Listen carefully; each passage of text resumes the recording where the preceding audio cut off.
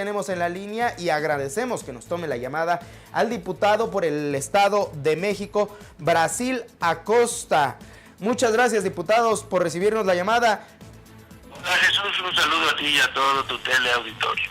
Diputado, muy buenos días. Para preguntarle que en esta discusión y aprobación de la Guardia Nacional que se vivió ayer en la Cámara de Diputados, ¿qué fue lo que cambió? Bueno, mira, el dictamen original propuesto por la Presidencia de la República era un dictamen un tanto y cuanto peligroso. ¿Por qué? Porque convertía a la Guardia Nacional en un cuerpo militar, un mando militar, sistemas operativos militares, y entonces llegó a la Cámara de Diputados, que fue la Cámara de origen, y ahí le empezamos a hacer modificaciones. La modificación fue que el mando principal fuera un mando civil y el mando operativo fuera un conjunto entre mando militar y mando civil. Y así se fue al Senado. En el Senado de la República se vieron los foros, se tomaron en cuenta cambios importantes y se le quitó el mando operativo militar. Y entonces ahora es completamente civil. Había un artículo, el 16, en el que se le decía que la Guardia Nacional, si alguien cometía un delito o acababa de cometerlo y era detenido, tenía que ser llevado de inmediato ante una autoridad. Y esa autoridad de inmediato llevarlo al Ministerio Público. Esa autoridad podía ser el ejército. Entonces, en el Senado se le agrega que de inmediato se le lleve a una autoridad civil. Y esa autoridad civil de inmediato se le lleve a una autoridad ministerial. Ok, ante estos cambios, ¿es militar o no entonces la preparación que van a tener todos los que van a estar en esta preparación, inicialmente unos 5,000 elementos? Bueno, mira, aquí el tema es que la policía militar es el primer, vamos a decir, de los primeros agregados que van a formar parte de la Guardia Nacional. ¿Esto qué significa? Pues que sí va a haber un componente militar sin duda, pero con mando civil. ¿Y esto qué significa? Bueno, se supone que el mando civil no tiene las reglas de las del mando militar. Los militares están formados y como nosotros tenemos un gran respeto por esta institución nacional, pero tienen una formación. Si alguien se mete a México, tienen la formación para matar. Ellos están entrenados para obedecer y matar. Y las policías no tienen ese sentido. Se supone que tienen un principio preventivo. Son policías preventivas. ¿Y para qué? Pues para tratar de evitar y en última instancia utilizar las armas. Entonces, bajo un mando civil, aparentemente cosa mejora. De todos modos, nosotros tenemos que estar al pendiente como diputados, como sociedad civil, para evitar un paso a la militarización de este país. Diputado, ya yéndonos más al fondo de esto, ¿qué es la inseguridad y la violencia que se vive en nuestro país? ¿Con la Guardia Nacional ya se acaba este problema? No, ahí es donde está el problema. Lo que sí es cierto es que ya le quitamos el pretexto al gobierno federal de López Obrador y ahora le mandamos la pelota a su cancha, como dijo René Juárez. Ahora tiene la pelota, quería ese instrumento y que con ese instrumento se acabaría la inseguridad. Vamos a ver si es cierto. Nosotros creemos que no. Para acabar con la inseguridad hay que resolver el problema de fondo. Todos los mexicanos deben de tener empleo. Los mexicanos deben de tener un buen salario. Se debe de cambiar la política fiscal, que la gente que no tenga dinero no pague impuestos y que paguen impuestos las grandes empresas. Y finalmente, que las obras públicas no sean ocurrencias, como hacer un Tren Maya que es totalmente inviable económicamente y además se va a afectar el medio ambiente, o una refinería, que todas las que hoy tenemos son más caras para la producción de combustibles y que no tiene impacto ambiental. Y ya van 3 meses y todavía no se entrega ni una beca. O sea, un gobierno así de ineficiente lo que está generando es que no va a resolver estos problemas que yo te digo. Y por lo tanto, pues lo que va a hacer es incrementarse la pobreza e incrementarse la violencia. La mayoría de los apoyos que está destinando el presidente, de forma, como él dice, directa, le van a resolver muy poco el problema a la gente. Si tú le das dinero a la gente en efectivo como programas de transferencia económica directa, esos programas lo que hacen es que la gente va a consumir. En este sentido, diputado, usted habla que no va a terminar el problema de la inseguridad. Y los lugares más inseguros casualmente tienen una relación con el índice de pobreza alto. Veamos Ecatepec, veamos Palapa, en la zona metropolitana. El mismo estado de Veracruz. El mismo estado de Veracruz, los estados de Oaxaca. Y en las zonas de Sinaloa o Michoacán se van con el crimen organizado.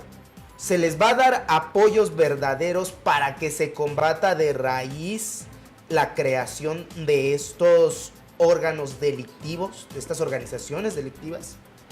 Pues yo te digo que la veo muy difícil porque el problema es que lo que conduce a ese tipo de acciones delictivas es 2 cosas. Una, el interés económico que te genera el capitalismo por tener dinero, por hacer negocio, lícito o ilícito. Entonces, esa ambición de poder, esa ambición del dinero empuja a ciertos sectores a cometer este tipo de acciones. Y 2, ¿de dónde más se alimenta? De la pobreza. Porque hoy los jóvenes dicen, prefiero una vida corta, pero bien vivida, a una vida larga y pobre como la de mis padres. Entonces, ahí hay caldo de cultivo. Los jóvenes no se educan, los jóvenes no tienen opciones en el futuro, etcétera, etcétera. Y entonces, ¿qué es lo que estamos viendo? Pues que esta Guardia Nacional no va a combatir eso, sino que se va a enfrentar a un monstruo. Entonces, lo que nosotros creemos que se debe de hacer es un cambio de modelo económico para que en el mediano plazo haya resolución al problema. López Obrador dice que con los programas sociales se va a acabar la pobreza, pero nosotros decimos que eso es falso. ¿Por qué? Porque es un estímulo al consumo. Y lo que hace el trabajador, el pobre, es que el 70% de lo que gasta, lo gasta en Coca-Cola, Pepsi-Cola, Corona, Marlboro, Marinela, Via Rosa, y lo que está haciendo es darle dinero a la gente para que la gente se la dé a las empresas. Pero estas empresas no van a generar más empleos, no van a generar más riqueza más que la que se van a llevar ellas. O sea, van a fortalecer a las empresas y la gente, una vez que se gaste su dinero, se tome su refresco, se tome su cerveza, se fume su cigarro, va a quedar exactamente igual que antes. Entonces, la Guardia Nacional es un cambio de nombre y quizá un poco de estructura, pero no va a haber grandes variaciones hasta que no construyamos un mejor México, que es lo que ha estado proponiendo desde hace 45 años nuestra organización, el Movimiento Antorchista Nacional. Diputado, para preguntarle por último, se hablaba también otro de los temas que pudiera complicar y que estaría también en la mira, es la posible violación de los derechos humanos. La misma Comisión Nacional de los Derechos Humanos adelantaba que podría haber infracciones a esto, en este punto, ya que el ejército, pues como usted lo mencionaba, no tiene las facultades ni la preparación de investigar, de prevenir, sino ellos a lo que van. Eso podría suceder en este contexto de la aprobación, porque pues ya podemos adelantar que en los congresos locales pues se va a aprobar también. Digo, Morena tiene gran presencia en varios estados en los congresos locales. Bueno, mira, hay riesgo por la forma en la que se aprobó el artículo 19 constitucional, en la que se le agregan 9 delitos más que se conforman como delitos graves. El problema no es el cambio de nombre para que se resuelvan los problemas. Por ejemplo, ¿quién va a estar en contra de que el delito de feminicidio sea un delito grave? O que el abuso de menores sea un delito grave, o que la corrupción sea un delito grave.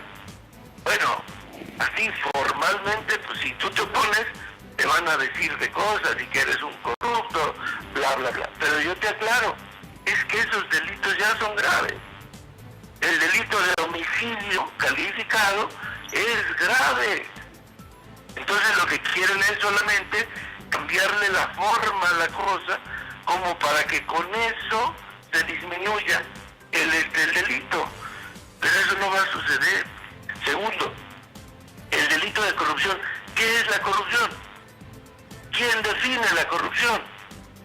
La corrupción es utilizar o mal utilizar los recursos públicos, y entonces cuando alguien le ofrece dinero a un policía, eso no es, también es corrupción. O si se te cae una cáscara de banana, ¿eso es corrupción? No sabemos. Entonces ahí es donde puede entrar la violación de los derechos humanos, la violación al debido proceso y la violación al principio de presunción de inocencia. ¿Por qué?